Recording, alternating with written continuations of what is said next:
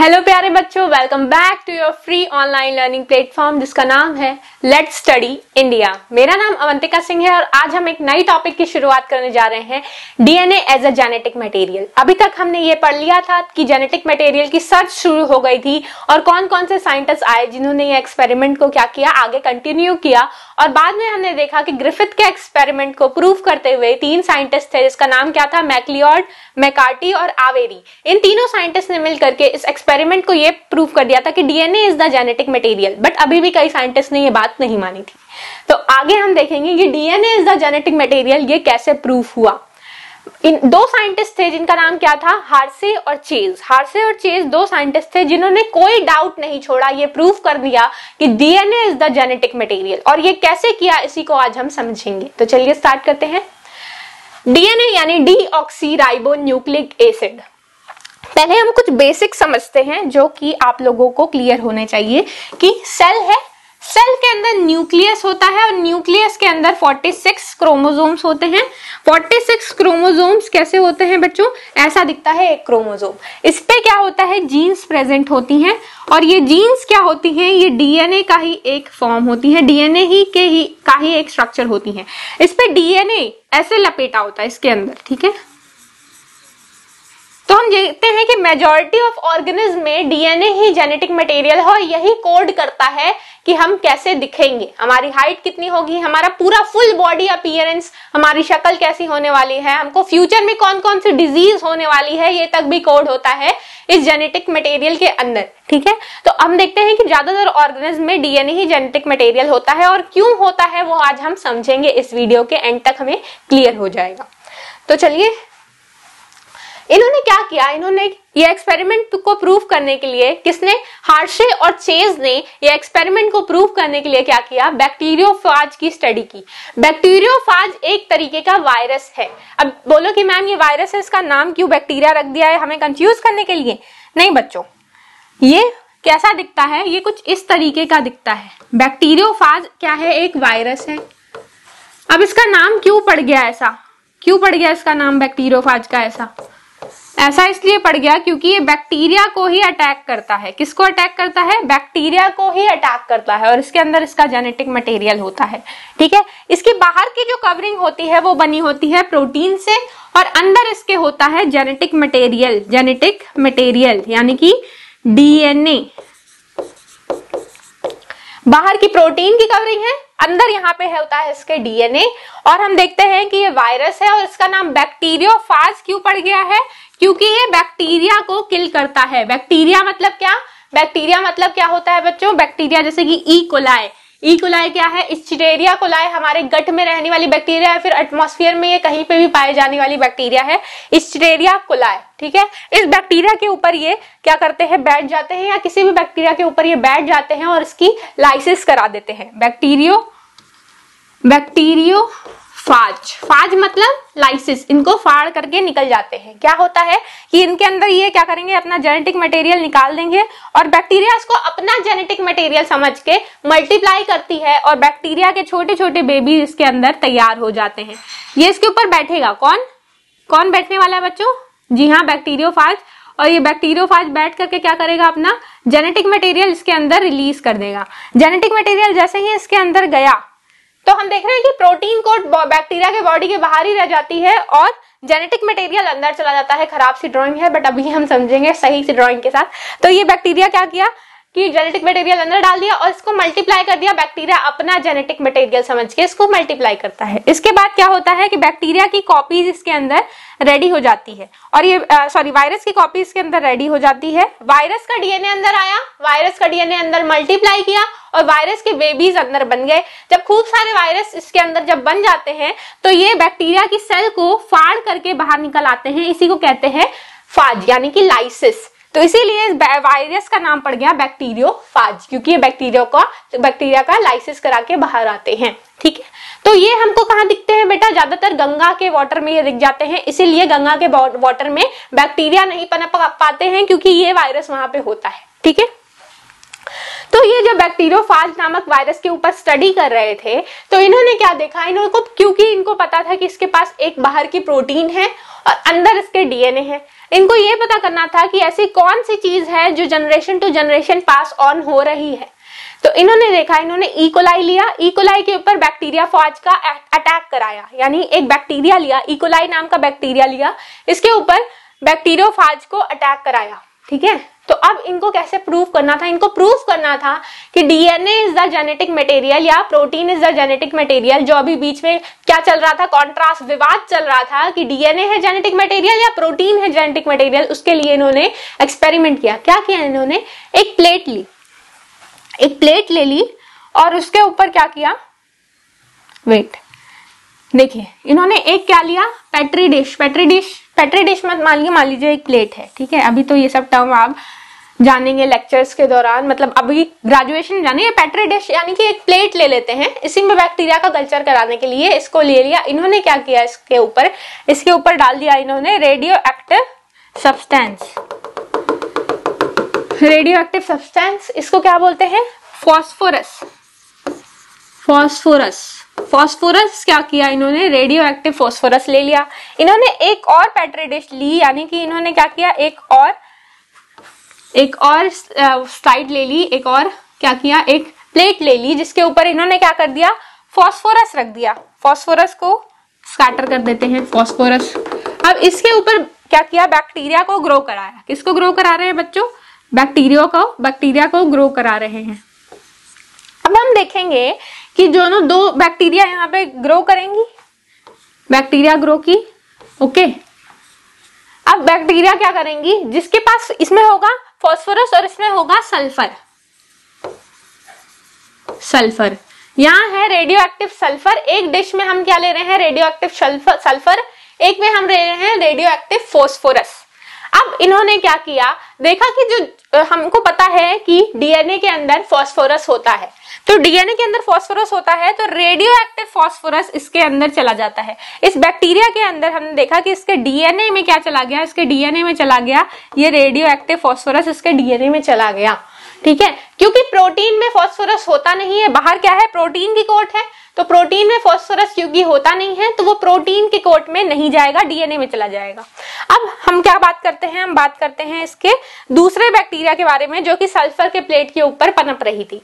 हमने देखा कि इसके अंदर जेनेटिक मटेरियल में तो कोई चेंज नहीं आया, इसके जेनेटिक मटेरियल में कोई चेंज नहीं आया, क्योंकि फॉस्फोरस डीएनए के अंदर नहीं पाया जाता है, लेकिन प्रोटीन में फॉस्फोरस पाया जाता है, तो प्रोटीन में फॉस्फोरस चला जाता है। इसकी बाहर की जो कवरिंग है उसमें हमने क्या देखा कि इसकी प्रोटीन में चला गया फॉस्फोरस। तो हमने क्या देखा कि प्रोटीन में सल्फर चला गया है, प्रोटीन में सल्फर चला गया है और फॉस्फोरस किसके अंदर चला गया है, ये गया है जेनेटिक मटेरियल के अंदर। ठीक है, जेनेटिक मटेरियल ने क्या ले लिया है, यानी डीएनए ने ले लिया है फॉस्फोरस को, क्योंकि डीएनए के पास फॉस्फोरस होता है तो इसने रेडियो एक्टिव फॉस्फोरस ले लिया है, और क्योंकि प्रोटीन के पास सल्फर होता है तो इसने रेडियो एक्टिव सल्फर ले लिया है, प्रोटीन ने रेडियो एक्टिव सल्फर ले लिया है। ठीक है, तो इस एक्सपेरिमेंट को इन्होंने कैसे परफॉर्म किया, इन्होंने क्या किया कि एक बैक्टीरियोफाज ली, ये रेड कलर क्या, ये देखिए दोनों ही क्या है, बैक्टीरियोफाज। इन दोनों को ही किस पे अटैक कराया है, बैक्टीरिया पे। कौन सी बैक्टीरिया है बच्चों, इकोलाई। बट हम क्या देख रहे हैं कि ये रेडियो एक्टिव सल्फर, जो रेडियो एक्टिव सल्फर है वो रेड कलर से रिप्रेजेंट कर रहे हैं। जो भी रेड कलर है वो रेड कलर हमको क्या दर्शा रहा है कि वो रेडियो एक्टिव सब्सटेंस है, और प्रोटीन अगर रेडियो एक्टिव है यानी कि क्या होगा, उसमें रेडियो एक्टिव सल्फर होगा, और जब जेनेटिक मटेरियल के पास रेडियो एक्टिव सब्सटेंस है यानी कि इसके पास क्या होगा, फॉस्फोरस होगा। तो जो रेड कलर है वो दर्शा रहा है रेडियो एक्टिव को। तो एक बैक्टीरियोफाज के पास प्रोटीन में सल्फर था और एक बैक्टीरियोफाज के पास इसके जेनेटिक मटेरियल में क्या था, फॉस्फोरस था, यानी कि रेडियो एक्टिव फॉस्फोरस था। नॉर्मल फॉस्फोरस की जगह रेडियो एक्टिव फॉस्फोरस था। फिर हमने दोनों ही बैक्टीरियोफाज को अटैक कराया बैक्टीरिया पे। बैक्टीरिया पे जब इन्होंने अटैक किया फिर हमने क्या करा दिया, सेंट्रीफ्यूज करा दिया। सेंट्रीफ्यूज करने के बाद क्या होता है कि बैक्टीरिया के ऊपर जो बाहर की चीजें हैं वो निकल जाएंगी। बैक्टीरिया के ऊपर जो बाहर की चीजें हैं वो आफ्टर ब्लेंडिंग दे डिसअपियर, वो हट जाएंगी और बैक्टीरिया अलग हो जाएगा। सेंट्रीफ्यूगेशन क्या होती है, एक मशीन होती है, वो आपने देखा है वॉशिंग मशीन कितने तेजी से गोल गोल घूमती है, वैसे ही सेंट्रीफ्यूगेशन में टेस्ट ट्यूब में ये चीजें डाल के, बैक्टीरिया को डाल करके अलॉन्ग विद इट्स वायरस के साथ इस बैक्टीरिया को डाल के स्पीड पे घुमा दिया गया, जिससे क्या हुआ, वायरस तो का जो कोट था वो तो अलग हो गया, कोट बाहर रह जाता है, जेनेटिक मटेरियल अंदर चला जाता है। तो हमने देखा कि जो बाहर की चीजें थी वो अलग हो गई और बैक्टीरिया अलग हो गया। फिर हम क्या देखते हैं कि अगले जनरेशन में जिसमें प्रोटीन के पास क्या था, रेडियो एक्टिव सब्सटेंस था, वो प्रोटीन तो बाहर चली गई, प्रोटीन तो अंदर आई नहीं। तो हमने क्या देखा कि इस बैक्टीरिया के अंदर कोई भी रेडियो एक्टिव सब्सटेंस नहीं था। यानी कि रेडियो एक्टिव सब्सटेंस क्यों नहीं था बच्चों? क्योंकि protein is not the genetic material, ये जो है ये अंदर नहीं आ रहा था। यहाँ पे रेडियो एक्टिव सल्फर था, ये अंदर नहीं गया क्योंकि प्रोटीन बाहर रह जाती है, जिससे हमें पता चल गया कि प्रोटीन जो है वो बाहर रह जाती है। अगर प्रोटीन अंदर जाती, protein generation to generation pass on होती, तो ये इसके अंदर दिखता, हमको रेडियो एक्टिव सब्सटेंस इसके अंदर दिखता, बट इसके अंदर नहीं दिखा। इसका मतलब protein generation to generation pass on नहीं हो रही है। और दूसरा एक्सपेरिमेंट में हमने क्या देखा कि रेडियो एक्टिव क्या था, जेनेटिक मटेरियल, वो इसके अंदर चला गया। तो हमने देखा कि बैक्टीरिया के अंदर रेडियो एक्टिव सब्सटेंस दिख रहे हैं, इसका मतलब कि जेनेटिक मटेरियल अंदर चला गया है। इसका मतलब कि genetic material, DNA is the genetic material, DNA ही ऐसी सब्सटेंस है जो generation to generation pass on हो रही है, जो कि वायरस ने बैक्टीरिया के अंदर डाल दिया। और ये बैक्टीरिया क्या करेगी, इसके अंदर ये मल्टीपल कॉपीज वायरस की बना देगी और क्या होगा, ये जब ये फटेगा तो इसमें से क्या निकल जाएगा, बहुत सारे मल्टीपल कॉपीज ऑफ वायरसेस पैदा हो जाते हैं, जिससे हमें पता चलता है कि हाँ, जेनेटिक ही मटेरियल डीएनए ही है। ठीक है, तो अभी इस एक्सपेरिमेंट से इन्होंने ये तो प्रूव कर दिया कि यस, कोई डाउट नहीं रह गया। अल्फ्रेड हार्से और मार्था चेज ने 1952 में ऑल डाउट्स क्या किए, क्लियर कर दिए कि DNA is the genetic material. इन्होंने प्रूव कर दिया, सबका मुंह बंद कर दिया कि डीएनए ही जेनेटिक मटेरियल है। But what are its property, genetic material की प्रॉपर्टी क्या है? जैसे कि मैंने आपको बोला था कि हम ये क्लियर कर लेंगे कि क्यों डीएनए जो है वो प्रिफरेबल है ओवर द आरएनए। आरएनए इतना प्रिफरेबल क्यों नहीं है? तो क्या होती है जेनेटिक मटेरियल की प्रॉपर्टी बच्चों? ये प्रॉपर्टी जेनेटिक मटेरियल की होनी चाहिए। तो हम देखते थे कुछ ऐसे सब्सटेंस भी थे जिसमें क्या था कि आरएनए भी पाया जा रहा था एज जेनेटिक मटेरियल्स के। एग्जाम्पल आप भी दे सकते हैं, corona virus, AIDS virus, tobacco mosaic virus, QB bacteriophage, इन सब के अंदर आरएनए ही जेनेटिक मटेरियल की तरह प्रेजेंट होता है। ओके, अब what are the properties? Properties मतलब कैरेक्टरिस्टिक्स क्या क्या होते हैं, एक जेनेटिक मटेरियल के अंदर क्या खूबियां होनी चाहिए कि वो एक जेनेटिक मटेरियल की तरह बिहेव करे।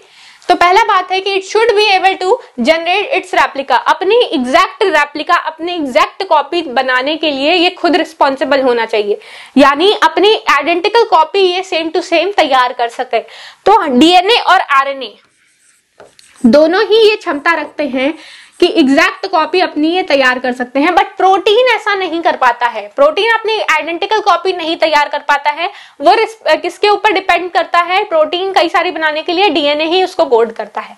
तो डीएनए और आरएनए के पास क्या है, ये क्षमता है कि वो अपनी एग्जैक्ट रेप्लिकेशन कर सकते हैं, वो एग्जैक्ट रेप्लिका, अपनी एग्जैक्ट कॉपी तैयार कर सकते हैं। ठीक है, रेप्लिका मतलब जैसे ये आरएनए है, इसके पास कोई कोड है, जैसे यूरासिल। हम जानते हैं कि आरएनए के पास थाइमीन की जगह क्या होता है, यूरासिल। ये अगर डीएनए है तो डीएनए में क्या होता है बच्चों? डीएनए में क्या होता है? Adenine, guanine, thymine, cytosine. और इसमें क्या होता है बच्चों? इसमें होगा एडेनिन। आरएनए में क्या होता है? एडेनिन, ग्वानिन, थाइमीन की जगह यहाँ होता है आरएनए में यूरासिल और साइटोसिन। ठीक है, तो ये तो हम जानते हैं। इसकी एग्जैक्ट कॉपी आरएनए की बन जाती है AGUC। ठीक है, तो इसी को बोलते हैं एग्जैक्ट कॉपी। तो ये अपनी एग्जैक्ट कॉपी बना सकता है। डीएनए भी इसी तरीके से अपनी एग्जैक्ट कॉपी बनाने की क्षमता रखता है। Then it should be chemically and structurally stable, यानी कि स्टेबल कंपाउंड होना चाहिए। हम जानते हैं कि स्टेबिलिटी, जितनी जिसके अंदर स्टेबिलिटी होती है वो उतना अच्छा काम करता है। तो जैसे कहते हैं कि मेडिटेट करिए, अपने माइंड को स्थिर करिए, आप एक जगह फोकस करिए। सन, इतना बड़ा सन जिसके पास अल्टीमेट पावर ऑफ एनर्जी है, उसको भी अपनी उसको भी एक जगह फोकस होना पड़ता है किसी भी चीज को जलाने के लिए। अब उसको क्या करेंगे, किसी भी एक चश्मा लेंगे जिसमें पावर हो, उस लेंस को फोकस करेंगे, सन की एनर्जी को एक जगह फोकस करेंगे, तभी वो पेपर जलता है। तो इतने बड़े सन को, जिसके पास अल्टीमेट पावर है, उसको भी एक जगह अपनी एनर्जी को केंद्रित, फोकस करना पड़ता है एक पेपर को जलाने के लिए। तो आप और हम तो बहुत ही कम एनर्जी वाले सब्सटेंस हैं, तो हमें भी अपनी चीजों को क्या करना पड़ेगा, फोकस करने का पड़ेगा अपने माइंड को। उसी तरीके से जेनेटिक मटेरियल भी स्टेबल है तो DNA is stable, DNA no doubt is stable. DNA क्यों स्टेबल होता है? क्योंकि इसके पास थायमिन होता है और thymine is very stable in comparison to uracil. Uracil उतना स्टेबल नहीं है, बट थायमिन जो कि डीएनए के अंदर पाया जाता है वो ज्यादा स्टेबल है, यानी कि डीएनए इज मोर स्टेबल। इसीलिए जो हमने देखा कि इवोल्यूशन में ये चुना गया, किस लिए? पीढ़ी दर पीढ़ी इसको ही चुना गया, किस लिए? ताकि ये जेनेटिक मटेरियल ज्यादातर लोगों में हो पाए। अब डीएनए कैसा दिखता है बच्चों? डीएनए डबल स्ट्रैंडेड दिखता है और आरएनए सिंगल क्या होता है? सिंगल स्ट्रैंडेड होता है। RNA ribonucleic acid, DNA deoxyribonucleic acid. अब ये क्या कह रहा है? ये इसमें यही बताने की कोशिश कर रहा है कि डीएनए जब न्यूक्लियस से बाहर आता है तो डीएनए ही आरएनए बना सकता है और आरएनए से प्रोटीन बनती है, ठीक है। तो इसमें हम देखते हैं कि जब डीएनए खुद न्यूक्लियस से बाहर नहीं आता है। डीएनए क्या होता है? देखिए, ये है सेल, सेल के अंदर न्यूक्लियस होता है, डीएनए इसी के अंदर पड़ा रहता है, ये बाहर नहीं आता। डीएनए इसमें बनाता है डीएनए से आरएनए, आरएनए बाहर आती है और आरएनए बनाती है प्रोटीन। तो कई सारी आरएनए जो होती हैं इसके अंदर से डीएनए से बनती हैं और ये बनाती हैं प्रोटीन। तो यही कह रहे हैं कि ये खुद से बाहर नहीं आते हैं और हमें ऑर्डर देते हैं कि प्रोटीन बनाओ, ठीक है। न्यूक्लियस से DNA did not comes out. Then structurally क्या डिफरेंस होता है? डीऑक्सी क्यों नाम बोलते हैं इसका? डीऑक्सी मतलब ऑक्सीजन एब्सेंट है। तो हम देख रहे हैं कि सेकंड जो कार्बन है यहाँ पे, इसमें O एब्सेंट होता है। एक ऑक्सीजन के एब्सेंट होने की वजह से इसका नाम होता है डीऑक्सी, यानी ऑक्सीजन एब्सेंट है। यही ऑक्सीजन इसमें होता है, किसमें होता है? आरएनए में। ये सेकंड कार्बन पे OH ऑक्सीजन होता है, जिसकी वजह से ये आरएनए जो है वो अनस्टेबल है इन कंपैरिजन टू डीएनए, यानी कि ये ज्यादा बॉन्ड बनाने के लिए, ये कंपाउंड ज्यादा बॉन्ड बनाने के लिए उत्सुक रहता है, इसलिए ज्यादा स्टेबल नहीं होता है। इसीलिए हमारे इवोल्यूशन ने डीएनए को ही प्रेफर किया ओवर आरएनए, यानी कि डीएनए ही ज्यादातर लोगों में क्या होता है? Genetic material. क्योंकि आरएनए जल्दी जल्दी अपने आप को चेंज करता है, इसीलिए हम देखते हैं कि जो आरएनए वायरस होते हैं उनका दवा बनाना इतना मुश्किल हो जाता है। जैसे कोरोना की दवा बनाना इतनी मुश्किल इसलिए थी क्योंकि आरएनए जल्दी जल्दी रिएक्ट करके म्यूटेट होता है, चेंज हो जाता है, जिससे अगर हम कोई दवा बनाएंगे और वो तुरंत चेंज हो जाएगा, अपना फॉर्म ही चेंज कर लेगा, तो अब नई फॉर्म के लिए हमको फिर दवा बनानी है। इसलिए इसके इतने वेरिएंट भी आ रहे थे। Then it provide a scope for slow changes. तो ये म्यूटेशन होना चाहिए ताकि पीढ़ी दर पीढ़ी क्या हो? नए नए जानवर बनते रहें, थोड़े थोड़े चेंजेस आए और इवोल्यूशन का स्कोप रहे जेनेटिक मटेरियल में। तो हम देखते हैं आरएनए में बहुत जल्दी से चेंजेस आते हैं, जैसे कि हम कोरोना के केस में देखते हैं। एड्स वायरस, ऐसे वायरल डिजीजेज होती हैं जिसमें आरएनए जेनेटिक मटेरियल होता है, उसकी दवा खोजनी मुश्किल होती है, जैसे कि कोरोना और एड्स। और डीएनए में चेंजेस होते हैं, बट आरएनए के कंपैरिजन में डीएनए स्टेबल होता है, स्थिर होता है, जिसमें चेंजेस बहुत ही धीरे धीरे आते हैं, इसलिए इवोल्यूशन की प्रक्रिया में ये धीरे धीरे चेंजेस लाता है। Then it should be able to express Mendelian characters. Mendelian characters को ये प्रूव करने के लिए क्या होने चाहिए? स्टेबल होने चाहिए, मतलब ये मेंडेलियन कैरेक्टर्स को शो कर पाए। डीएनए और आरएनए हम देखते हैं दोनों ही मेंडेलियन कैरेक्टर्स को शो करते हैं, यानी generation to generation pass on होते हैं और अपने कैरेक्टर्स एग्जैक्ट हम बेबी में भी ट्रांसफर करते हैं, यानी पापा डीएनए बेबी डीएनए को ट्रांसफर करता है अपने जीन्स। इसी के साथ आपका ये टॉपिक भी खत्म होता है। मिलते हैं नेक्स्ट वीडियो लेक्चर के साथ। इन दिन पढ़ाई करते रहिए। Thank you very much.